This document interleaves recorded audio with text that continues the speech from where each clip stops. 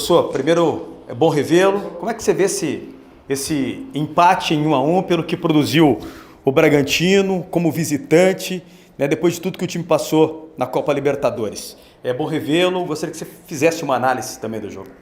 Claro, boa noite, obrigado. É bom poder voltar a Goiânia, é uma cidade pela qual eu tenho um carinho e um apreço muito grande, assim como o Goiás Esporte Clube.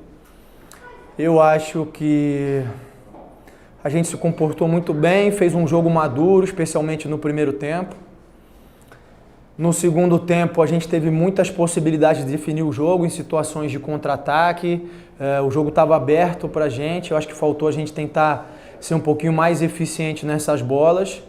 E o Goiás veio na base da ligação direta, eu acho que o gol reflete bem isso. Para mim tem falta no Cleiton antes, mas é uma política desse árbitro, ele inverte todas as faltas quando tem um adversário ganhando, é a posição dele.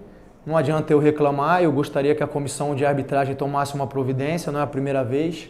A gente jogou recentemente contra o Ceará lá em Fortaleza e foi a mesma coisa, a gente estava ganhando de 1-0 e aí não tinha mais falta para nós, todas as faltas para o Ceará, só que lá eles não conseguiram empatar. Aqui o Goiás conseguiu, eu acho que no final faltou um pouquinho de equilíbrio, um pouquinho de perna para a gente tentar buscar a virada. O empate fora de casa não era o que a gente desejava, mas eu acho que é uma retomada, eu já vi um outro espírito, vi uma outra dinâmica, eu acho que é importante a gente voltar nos trilhos novamente e seguir pontuando, é isso. Barbieri, estamos ao vivo para Bragança, toda a região, Diego da 102. Ainda nessa questão de retomada, né, após uma eliminação como foi da Libertadores, o foco agora é Campeonato Brasileiro e Copa do Brasil. O que durante essa semana você procurou tratar mais com os jogadores do Bragantino? A gente sempre fala de questão emocional, mas teve algum ajuste que você já sentiu nessa partida que conseguiu fazer em alguma questão tática ou até mesmo individual de algum jogador? A gente conversou essencialmente sobre a preparação mental, eu acho que foi isso que fez a diferença para a gente não ter conseguido os resultados que a gente tinha a condição de conseguir. É claro que ainda falando da eliminação, a gente sabe da grandeza das equipes que a gente enfrentou, da dificuldade, mas a nossa avaliação final é que a gente tinha potencial para ir mais longe. E a gente sempre teve fisicamente bem preparado, taticamente a gente conseguiu se equilibrar os adversários, conseguiu ser competitivo, mas eu acho que a gente efetivamente deixou a desejar no aspecto mental. Foi uma coisa que a gente conversou bastante e é uma coisa que a gente tem que alinhar, tem que retomar. Eu acho que hoje foi um começo, ainda que não seja o resultado que a gente queria. E é isso, é que é importante a gente voltar nos trilhos, voltar a ser sempre uma equipe muito competitiva, como a gente já foi em outros momentos. Você é conhecido do futebol goiano, gostaria que você falasse da sua passagem, né, pelo Goiás, como terminou, o início e esse tempo que você está à frente do Bragantino. Minha passagem pelo Goiás deu no início de 2019, eu vinha recentemente de um trabalho no Flamengo. Eu fiz o campeonato goiano, a gente, se não me engano, igualou, bateu o recorde de vitórias seguidas naquela ocasião. A gente fez uma primeira fase espetacular, as fases de mata-mata também muito bem, mas a gente acabou perdendo a final para o grande rival, que era o Atlético Goianiense naquela época. Digo grande rival em relação ao momento, né? Eu sei que o pessoal do Vila vai ficar bravo comigo, mas eu estou falando em relação ao momento. E a direção optou por não dar continuidade no trabalho, mas foi uma passagem importante para mim, volto a dizer, guardo com muito carinho todo o clube, a cidade de Goiânia. Eu acho que a gente deixou uma base importante para o Goiás depois fazer um campeonato brasileiro muito bom, sob o comando do Ney Franco, que é um grande colega, alguém que eu admiro bastante. E foi isso. Barbieri, você falou que na segunda etapa talvez tenha faltado um pouco de perna, né, para o Bragantino, mas a gente assistiu o primeiro tempo e até o começo do segundo e o Braga teve as principais oportunidades da partida. Talvez esteja faltando mais efetividade nesse time do Bragantino, conseguir concluir de maneira mais rápida as jogadas?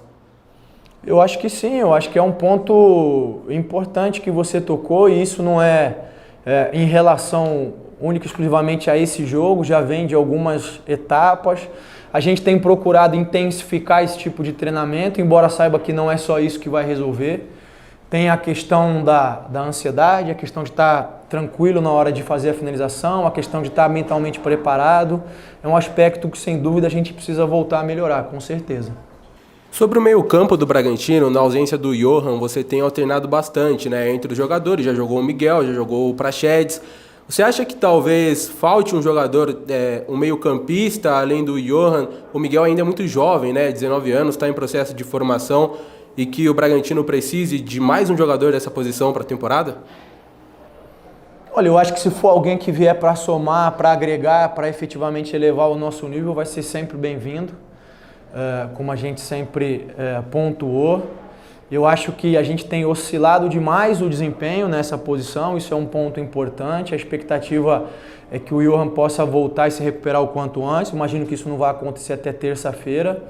Eu acho que o Praxedes alternou alguns momentos positivos no jogo, com outros momentos em que ele sentiu a dinâmica e o ritmo, até por isso a substituição. Mas ele tem condição de entregar mais, a gente vai conversar com ele, espero que ele consiga entregar mais. O Miguel está num outro processo, está numa outra etapa, numa etapa de ir entrando aos poucos, de ir pegando bagagem, de ir pegando volume e podendo ajudar a equipe. Claro que nunca sem responsabilidade, a gente sabe da responsabilidade que a gente tem de buscar a vitória sempre, mas está um pouquinho num outro momento. Você acha que na terça-feira vai poder contar com o Ítalo, né? Ele que ficou fora por conta de uma tendinite. Não sei se você já consegue nos passar alguma coisa, porque ele será reavaliado. E sobre essa posição de centroavante, qual a avaliação que você faz da atuação tanto do Jean Hurtado quanto também do Alejandro hoje? Bom, eu não sei se eu consigo contar com o Ítalo, tenho que esperar uma posição médica. A expectativa minha era que ele pudesse estar presente aqui hoje, mas não foi possível. Eu acho que o Jean, dentro das características dele, nos ajudou bastante. Brigou, segurou a bola, deu tempo à aproximação do pessoal de meio campo. Na minha opinião, o lance no primeiro tempo foi pênalti, ele é seguro, ele é agarrado pelo zagueiro. E aí volto a entrar no tema, não entendo por que o VAR só funciona em algumas ocasiões, né? Naquele lance deveria ter sido checado, mas voltando a falar do rendimento do Jean, eu acho que dentro das características dele ele lutou, brigou, ajudou, tentou segurar a bola, tentou definir, foi bem. O Alejandro entrou numa situação um pouco mais difícil, é um jogador que tem condição de sim de apresentar mais, de evoluir, e a gente vai trabalhar nesse sentido. Para encerrar, Barbieri, na terça-feira tem um jogo contra esse próprio Goiás. O que deu para tirar de avaliação do adversário hoje aqui e onde o Bragantino pode explorar, né, esse time adversário, já que hoje nos contragolpes o Braga foi muito rápido na transição, tanto com o Elinho pela esquerda quanto nas costas do Danilo Barcelos, né, com o Arthur e com o André Hurtado. É por aí o que corrigir do time do Bragantino para o jogo de terça-feira, que é mais uma decisão agora na temporada. Goiás é uma equipe que tem atuado sempre priorizando a parte defensiva, né? Sempre se defendendo muito, explorando os contragolpes.